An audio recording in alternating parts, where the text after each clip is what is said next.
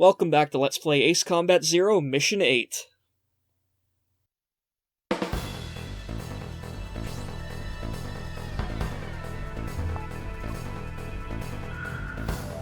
Belka's second line of defense stretches across the Schayne Plains in the central region of southern Belka. Centered on two anti-aircraft camps, this line blocks our refueling unit's air route and is already delaying our military plans. This operation will consist of attacks on enemy ground troops and engagements with enemy fighters. There will be 3 squadrons in total. You can decide which one to accompany. Alpha Team will be responsible for destroying enemy ground ordnance. Beta Team's job will be to eliminate air resistance and in destroying enemy ground ordnance. Theta Team will eliminate air resistance. Escort Allied transport craft after each mission is completed. That is all.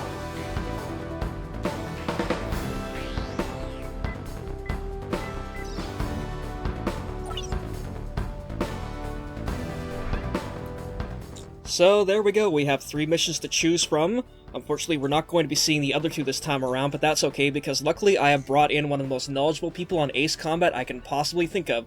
Please say hello to Poorly Written Novel. Woo! Alpha Team! So yeah, wow, that is, again, a lot of ground targets. This looks like it's going to be interesting. That's one of the words you can say about this mission.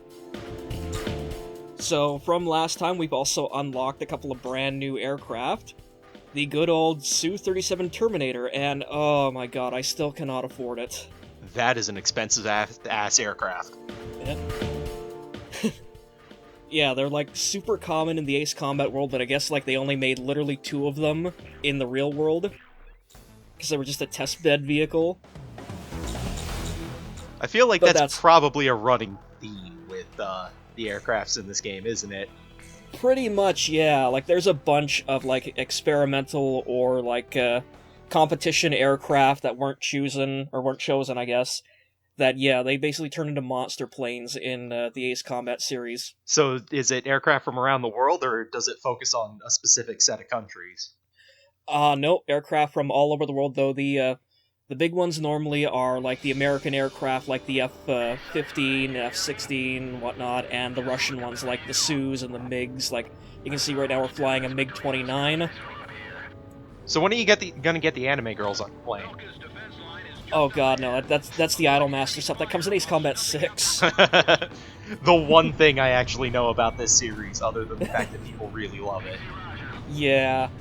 Like, I still, for the life of me, don't know why the hell, like, the Idolmaster planes are in, like, Ace Combat 6, and not only that, they're stat-hacked planes, too. Because they're Namco's biggest cash cow, Idolmaster in general. It's the series that makes them all their money anymore. That's why the Xbox 360 Katamari game had a large number of Idolmaster songs on the soundtrack. Oh, really? Yeah, it's garbage. Because, yeah, like, I showed you that, the thing that I found in, like, the Katamari Forever intro, like, it had the Garuda Team's logo on a paper airplane. Oh yeah, they love doing that shit. I wouldn't be surprised if one of the later games in this series had a reference to Katamari. Probably. I don't know, I should look that up to see, like, cross-series references to other Namco games. The ones that I imagine they wouldn't do would be any of the Tales games. You should be making visual contact with the enemy base. Probably. Damn, that's a lot of dudes. Yeah. And they're gonna be shooting at you this whole time, aren't they? Pretty much. Like, yeah, look at that. The second you get in range, like, the display just lights up missile warnings all over the place. I mean, at least their aim is crap. Yeah, that's a good thing. Like, we're playing on normal right now. The second you go into high and, like, even ace difficulties, like, you're dead. The second you, like, the screen lights up red. Oh god, you have limited ammo for this, too. Yep. And unlike the last mission that we went on, there was no return line to go refuel and resupply. So the second we run out of ammo, that's it. We're down to the guns. I mean, do you at least have a main gun, or is all you have missiles? Yeah, you have your primary missiles, which have a limited ammo count. You've got special ammunition, which has a very limited ammo count. You can see, like, we only have 12 of them there. Yeah. And then on normal difficulty, the Gatling gun that you use has unlimited ammo, but when you go into, like, hard and expert and ace, then it actually has a limited ammo count, so you can run completely out of ammo on those higher difficulties. Ooh. Yeah. Oh yeah, like, I've said this a couple of times, but ace difficulty is basically ace combat foobar mode. Oh, no. Is anything, like, hidden behind it, like, you know, super secret ending or something, or is it just, hey, you enjoyed this game, you got good at it? Yeah, there's a pretty cool thing that you can unlock, like, if you clear all the levels on ace difficulty, like, you get a bunch of, like, Golem Team and Ustio, like, flags and rivalry or along, like, the hangar section. Like, I'm going to be showing that off in the, sort of the post-mortem special features video. But yeah, that's basically it. So it's mainly cosmetic stuff, it's no mechanical bonuses or anything? Yeah. I mean, at least there's something.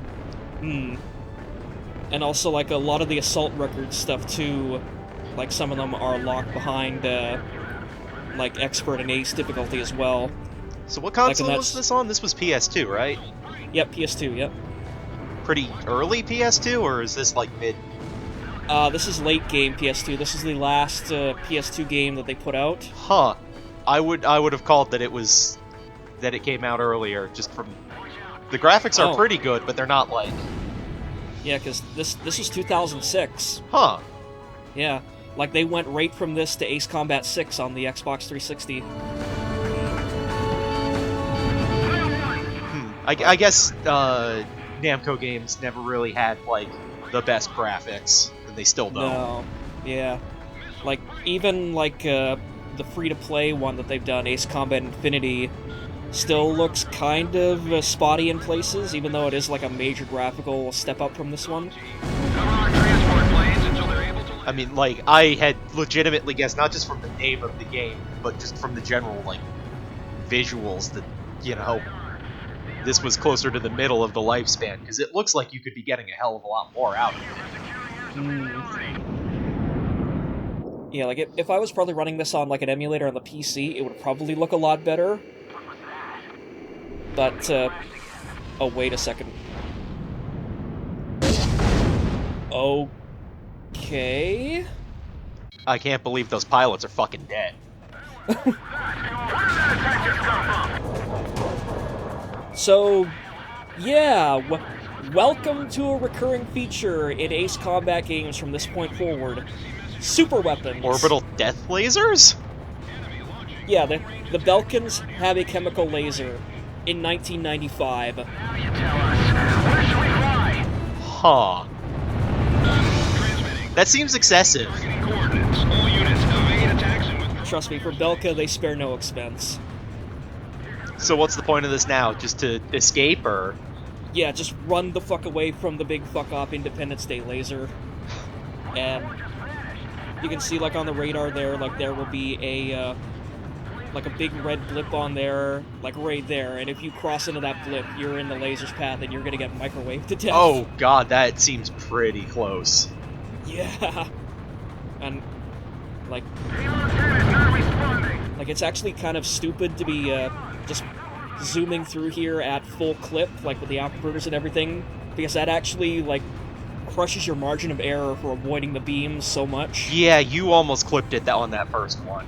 Yeah, like, there's a couple of them. Like, this took me a couple of tries, actually, because I did go right into the beam at one point. I can see why. And, like, the game is sort of generous. It gives you, like, about probably 2 seconds worth of, like, a safety envelope where, like, you'll take a little bit of damage, but if you can't get out of it, you're toast. So are you manually zooming the map in and out like that, or is the game doing that? Yeah, that's all me. Like, if you apply pressure to the square button, it'll zoom the map in and out. Oh god, this game actually used the fact that the PS2 had pressure-sensitive buttons? Yep. Well, I honestly can't think of a single game that actually managed to succeed in using that. Like, I like Metal Gear Solid 3, even, and I think that game fucked that up. Yeah, no, the map actually works surprisingly decently with the pressure-sensitive buttons. Comm team, return to base. Looks like we live to see another day, Cypher. Oh, holy shit, thank God we're not doing that a second or third time.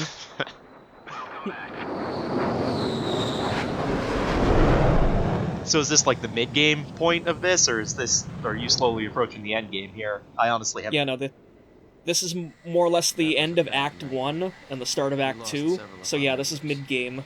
Huh. Well, that is certainly a way to close an act out. But in the end, So yeah, now in the next mission, we get to go actually blow up the thing that caused that laser. Oh, nice. The mission objectives were achieved, but only through great sacrifices on our side due to enemy lasers. So is there any way to not have your squad fucking eat it? Nope, they're all programmed to die.